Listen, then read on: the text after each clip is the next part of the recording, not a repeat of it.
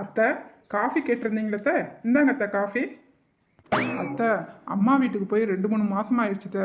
நான் ஒரு முறை போய் அம்மா அப்பாவை பார்த்துட்டு வந்துட்டோம் அத்தை. என்ன சொன்ன? உங்க அம்மா வீட்டுக்கு போயிட்டு வரேன்னு சொல்றியா? அப்படியே உன்னை கல்யாணம் முடிச்ச கையோட சீர் செனத்தி நகை நட்டு அப்படியே செஞ்சு அழுத்து போயிட்டாங்க. அப்படியே அவங்க வீட்டுக்கு போறேன்னு சொல்றான்.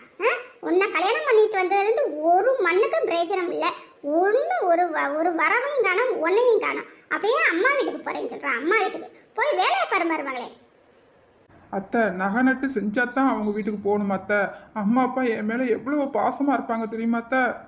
என்ன மருமகளே, நான் இவ்வளவு சொன்ன அப்புறம் கூட பாசம் நேசந்துகிட்டு இருக்க.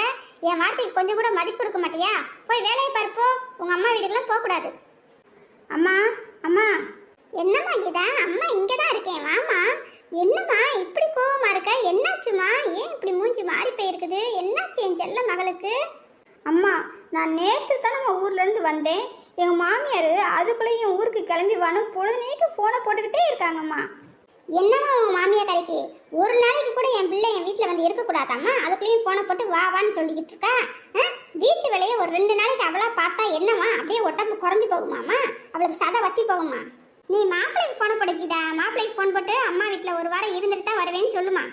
அம்மா, நான் உங்கள் மாப்பிள்ளைக்கும் ஃபோன் போட்டு பேசிட்டேம்மா. ஊருக்கு வந்தால் இன்னைக்கு கிளம்பி வா, இல்லைன்னா ஊருக்கே வராதா, உங்கள் அம்மா வீட்லேயே இருந்துக்கோன்னு சொல்கிறாருமா. உன் புருஷனுக்கு ஏற்றி விட்டு இப்படி பேச வைக்கிறதே உன் மாமியாக்காரி தாண்டி. ஊருக்கு போனவொடனே உன் மாமியாக்காரிக்கு பேசாமல் ஒரு பாயசத்தை போட்டு பேசாமல் அப்படி பண்ணிட்டீன்னா நீயும் உன் புருஷனும் இங்கேயே வந்து இருந்துக்கலாம். நம்ம எல்லாரும் ஒரே குடும்பமாக சந்தோஷமா இருக்கலாம். சரியா கீதா? அத்தை, அப்படின்னா நானும் உங்களுக்கு ஒரு பாயசத்தை போட்டுற வேண்டியதான்.